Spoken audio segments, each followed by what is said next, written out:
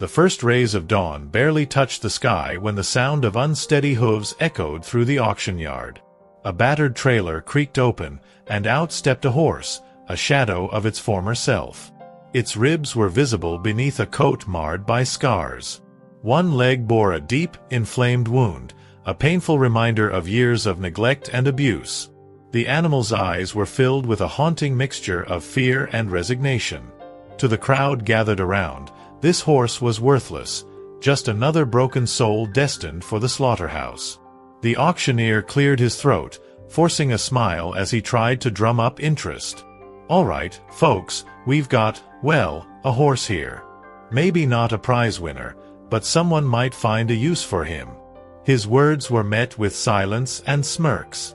"Who'll give me $10? 5. A few spectators chuckled under their breath, making callous remarks about the horse's fate. No one stepped forward. The animal's future seemed sealed, until a voice cut through the noise. "I'll take him. $5. All heads turned toward the speaker. George, an elderly man known around town for keeping to himself, stood with a calm yet resolute expression. His weathered face bore the lines of experience, and his piercing blue eyes carried an unspoken understanding. Whispered conversations broke out among the crowd. "What's he gonna do with that thing?" someone muttered. George ignored the murmurs as he slowly made his way toward the horse. The animal flinched but didn't bolt. George didn't try to touch him right away. Instead, he stood quietly, meeting the horse's gaze. "I know what it's like to be cast aside," George whispered softly.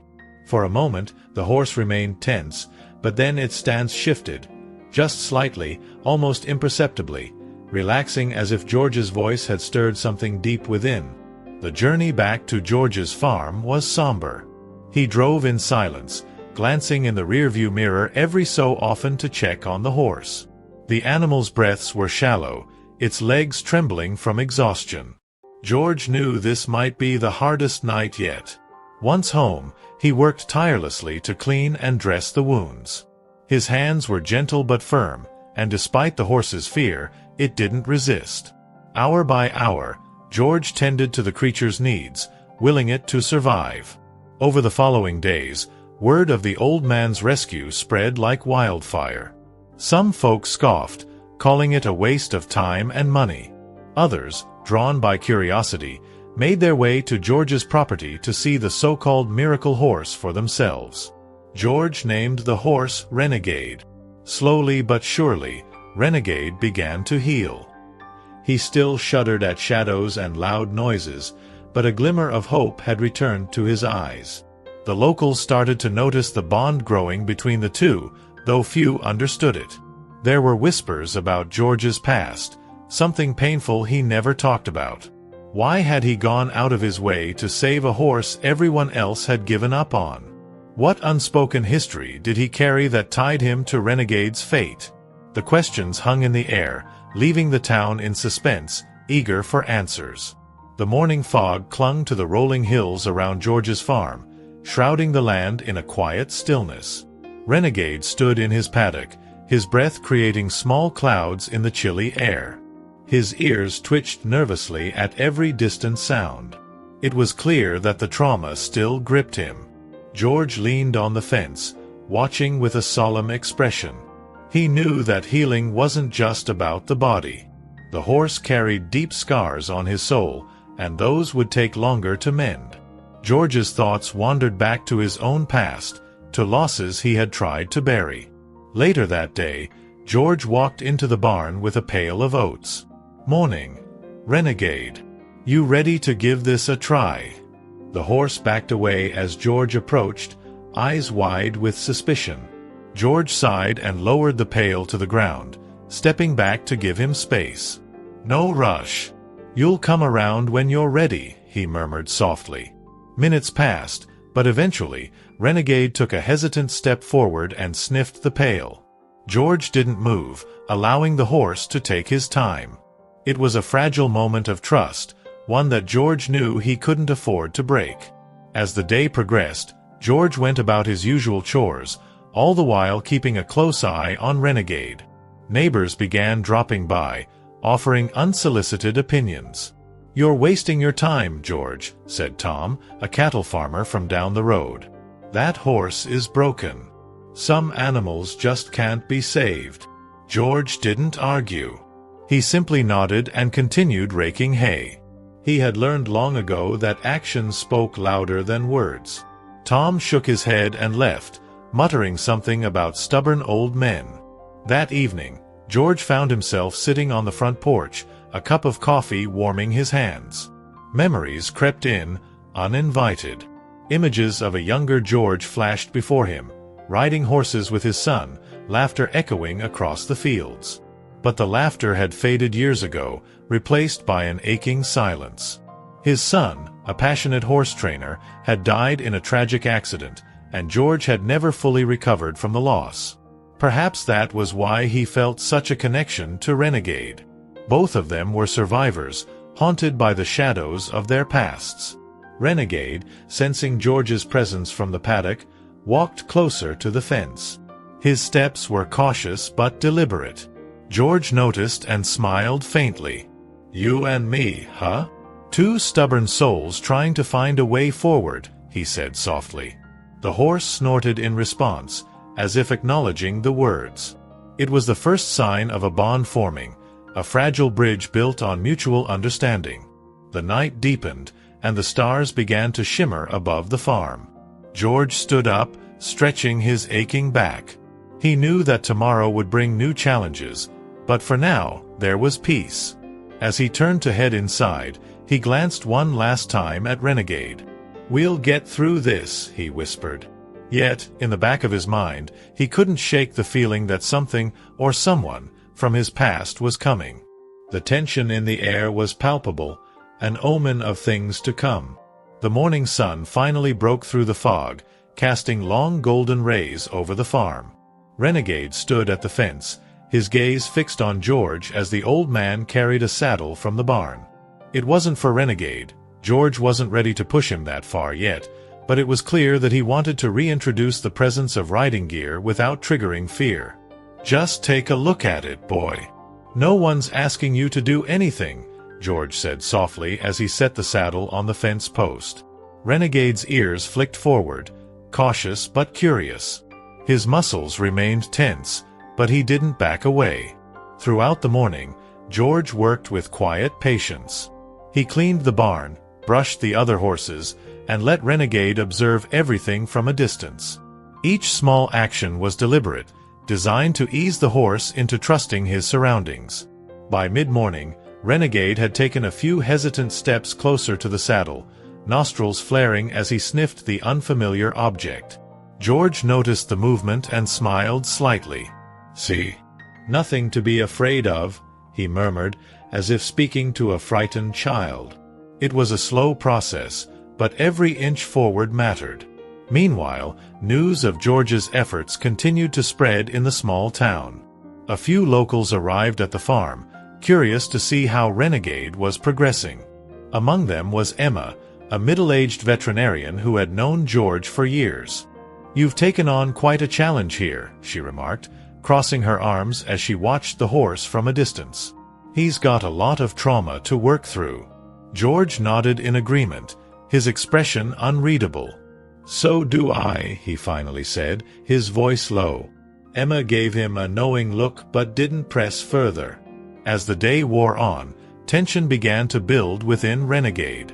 The presence of strangers made him uneasy, and he paced nervously along the fence line. George noticed immediately and excused himself from the visitors. He approached the horse with calm, measured steps.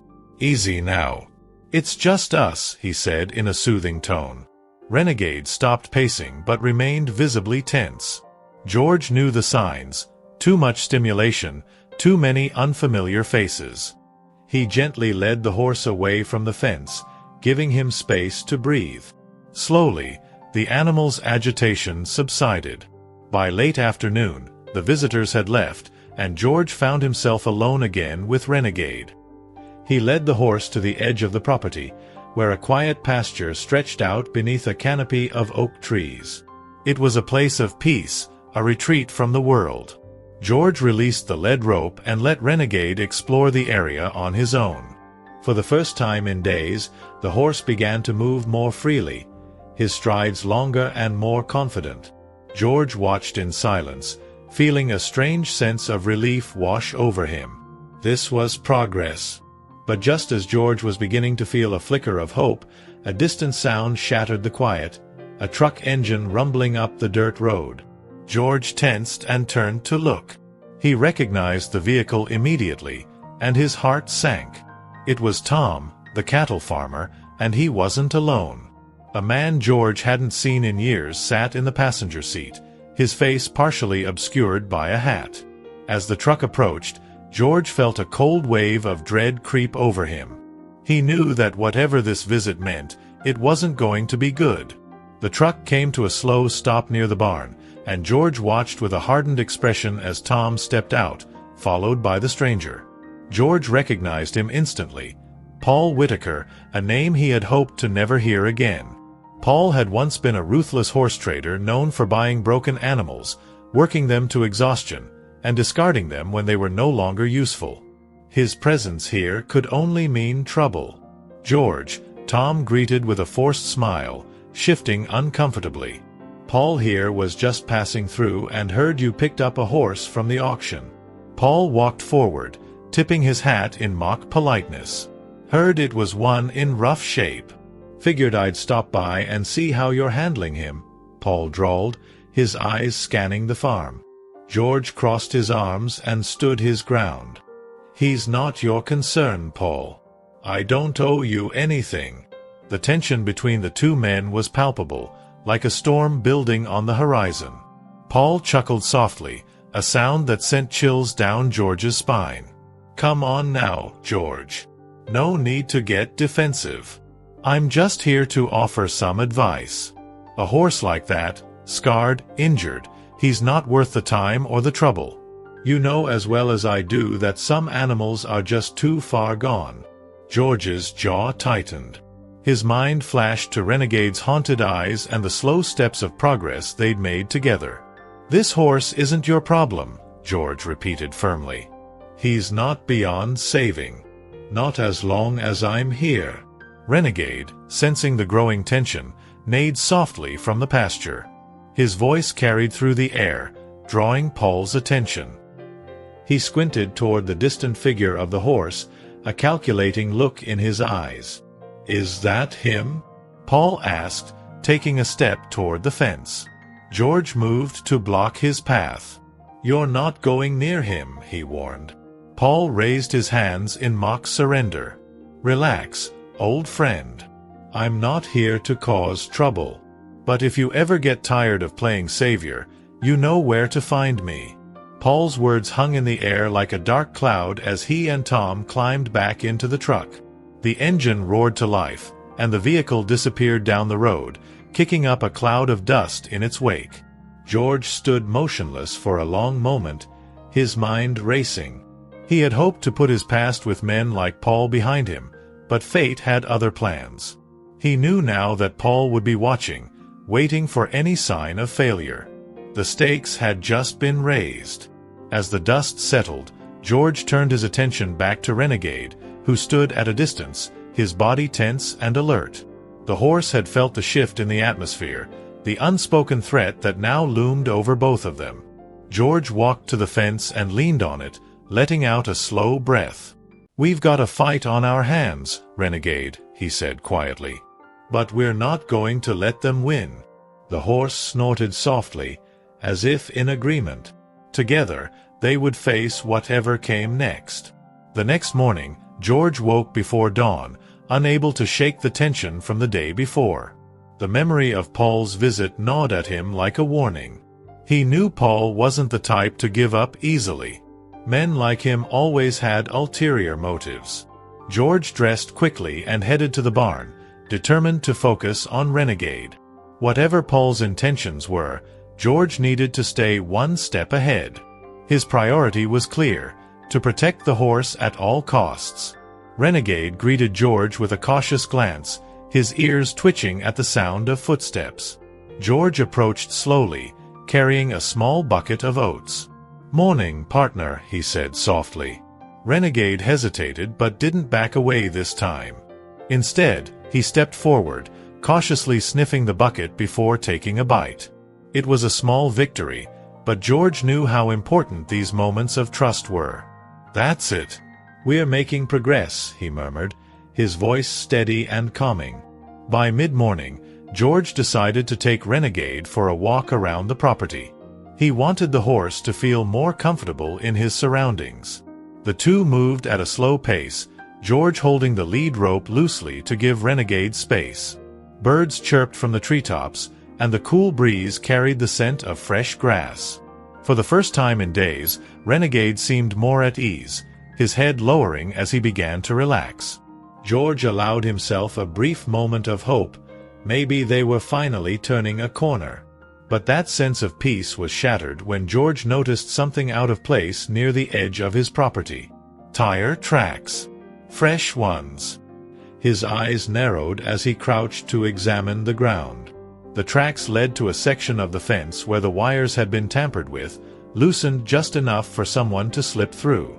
A surge of anger and unease shot through him. Someone, most likely Paul, had been here, and George didn't need to guess why. He clenched his fists, the weight of past battles resurfacing in his mind. Renegade sensed George's shift in mood and snorted nervously, stepping back. George quickly regained his composure and patted the horse's neck. "It's all right, boy. We've dealt with worse," he said, though his own voice didn't fully convince him. He led Renegade back toward the barn, his mind racing with possibilities. He couldn't let his guard down now. Paul was testing him, and George knew this was only the beginning. He would need to reinforce the property and stay vigilant. That night, as darkness settled over the farm, George sat on his porch, shotgun resting beside him. The stars shimmered overhead, but their beauty was lost on him. His mind was consumed by the growing threat. He had fought hard to build a life of peace, but it seemed his past wouldn't let him rest. As he sipped his coffee, his eyes never left the tree line. He was prepared for whatever came next.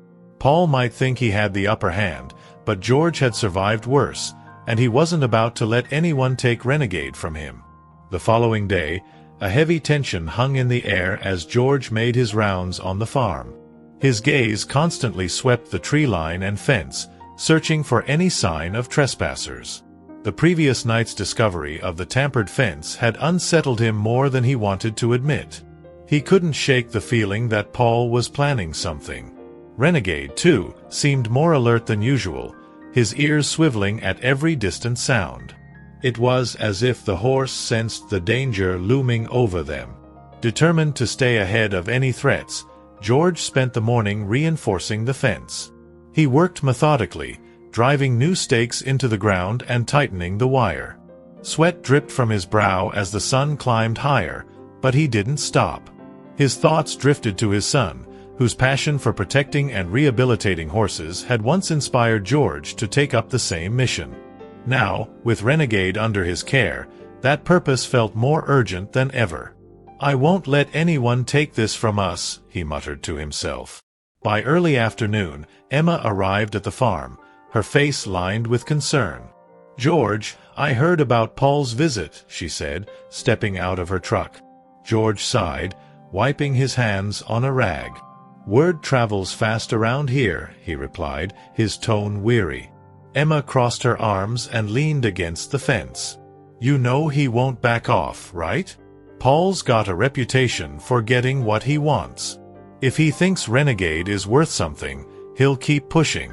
George nodded, his jaw tightening. "He can try, but he's not getting near that horse again." Emma studied him for a moment before speaking again. "You don't have to do this alone, George. Let me help. I can keep an eye out and make sure no one's snooping around." Her offer caught George off guard. He wasn't used to accepting help, but deep down, he knew she was right. This was a battle he couldn't fight on his own. He gave her a small nod. "I'd appreciate that, Emma. Thank you." She smiled softly, sensing the weight he carried but not pressing further. As the sun dipped below the horizon, George stood by Renegade's paddock, watching the horse graze in the fading light. The farm was quiet again, but the silence felt temporary, like the calm before a storm. George leaned on the fence, his mind racing with plans to protect what mattered most. "We'll get through this, boy," he said quietly to Renegade. But deep inside, he knew the fight was far from over. Paul wouldn't give up easily, and George would have to be ready for whatever came next. The night passed without incident, but George slept lightly, waking at every rustle and distant sound. At first light, he rose and walked out to check the property. The reinforced fence held firm, and there were no fresh tire tracks or signs of intrusion. Still, the sense of unease clung to him. He knew Paul wasn't the type to make empty threats. This calm could be a temporary lull, a tactic to catch him off guard. George tightened his grip on the lead rope as he guided Renegade toward the training yard. "We keep moving forward," he whispered, more to himself than the horse. Renegade seemed more relaxed today, his stride steady as he followed George. The horse had made noticeable progress since arriving at the farm, though his trust was still fragile. George decided it was time to test that trust further. He gently placed a halter over Renegade's head and began leading him in a slow circle. At first, Renegade balked, eyes wide with fear. George remained calm, speaking softly. "Easy, boy. I'm right here." Gradually, the horse's tension eased, and he moved in rhythm with George's steps. Each step forward was another small victory. After an hour of training, George led Renegade back to the paddock. Emma returned, bringing supplies from town. "You weren't kidding about being on high alert," she remarked, noting the new locks and fencing around the property. George shrugged. "Can't be too careful. Paul's not one to let things go." Emma handed him a stack of tools and a few bags of horse feed. "I talked to the sheriff. He said he'll patrol this area more often, just in case." George appreciated the gesture, though he doubted Paul would be deterred by a few patrols. Men like him preferred to operate in the shadows. As they unloaded the supplies, Emma hesitated for a moment before speaking again. "George, why is this horse so important to you? I mean, I get wanting to save him, but there's more to it, isn't there?" George paused, his eyes distant. Memories of his son flashed before him, the way he'd spoken passionately about giving broken horses a second chance.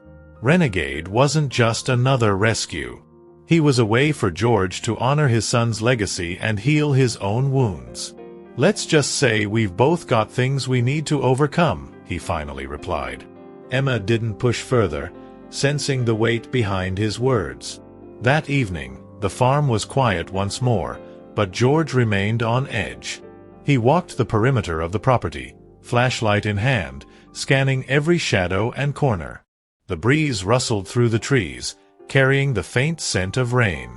It wasn't long before he heard a distant sound, the low hum of an engine. George's heart quickened. He turned off the flashlight and crouched near the fence line, watching as headlights appeared in the distance. Paul was back. This time, George wouldn't let him catch him unprepared. George crouched low behind a row of tall shrubs near the fence, his eyes locked on the approaching headlights. The truck moved slowly, as if its driver were scouting the area. George recognized the vehicle immediately. It was Paul's. His jaw tightened as he watched the truck stop just short of the property line. The engine idled for a few moments before the lights shut off, leaving the area in near total darkness. George could hear the faint sound of footsteps as someone climbed out of the vehicle. He gripped the flashlight in his hand but didn't turn it on. He needed to know what Paul was up to before making a move. The footsteps grew closer, crunching softly on the dirt path that led toward the fence. George remained perfectly still, his breathing slow and controlled. He could just make out Paul's silhouette in the moonlight.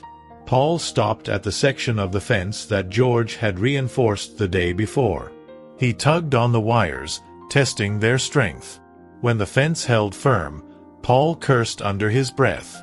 "Stubborn old man," he muttered. George's eyes narrowed. He knew Paul wasn't here for a friendly visit. He was probing for weaknesses, waiting for the right moment to strike. Paul turned back toward his truck, muttering to someone George couldn't see. Another figure emerged from the shadows, shorter and stockier than Paul. George recognized him as one of Paul's associates, a man known for doing dirty work without asking questions. The two men exchanged a few quiet words before heading back to the vehicle. The truck's engine roared to life again, and it slowly retreated down the road, disappearing into the night. George stayed where he was for several minutes, listening for any signs that they might return. When he was sure the coast was clear, he stood and let out a slow breath. The encounter left George shaken but resolute. Paul was testing his defenses, and it was only a matter of time before he tried something more aggressive. George knew he couldn't wait for that moment to come. He needed to be proactive. The following morning, he made a trip into town, stopping by the local hardware store to buy additional security equipment. Cameras, stronger locks, and motion sensor lights were added to his list. He also visited the sheriff's office to report the incident, though he knew that official help would be limited. "We'll keep an eye out, George, but you know how it is. Without solid evidence, there's not much we can do," the sheriff said apologetically. By midday, George was back at the farm, installing the new security measures. Renegade watched from the paddock, his ears perked with curiosity. George paused for a moment to rub the horse's neck. "Don't worry, boy. We'll keep you safe," he said softly. Despite the mounting tension, George felt a renewed sense of determination. He had been through worse battles in his life, and he wasn't about to let Paul intimidate him.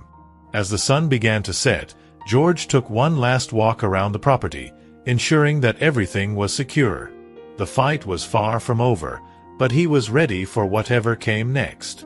Night descended on the farm, casting long shadows across the fields. George stood by Renegade's paddock, his gaze sweeping the dark horizon.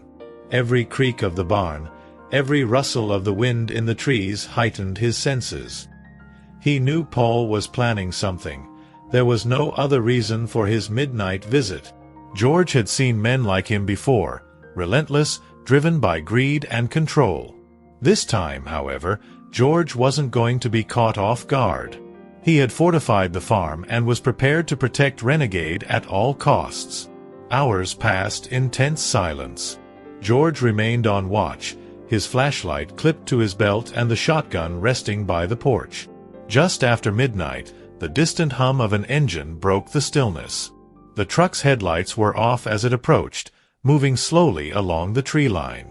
George clenched his jaw, stepping off the porch and positioning himself near the paddock. Renegade stirred, sensing the rising tension in the air. The horse snorted and paced nervously, his eyes wide with fear. George whispered softly, trying to calm him. "Stay with me, boy. We'll get through this." The truck stopped near the fence, and two figures slipped out, moving stealthily toward the property. George recognized Paul and his accomplice, the same man from the previous night.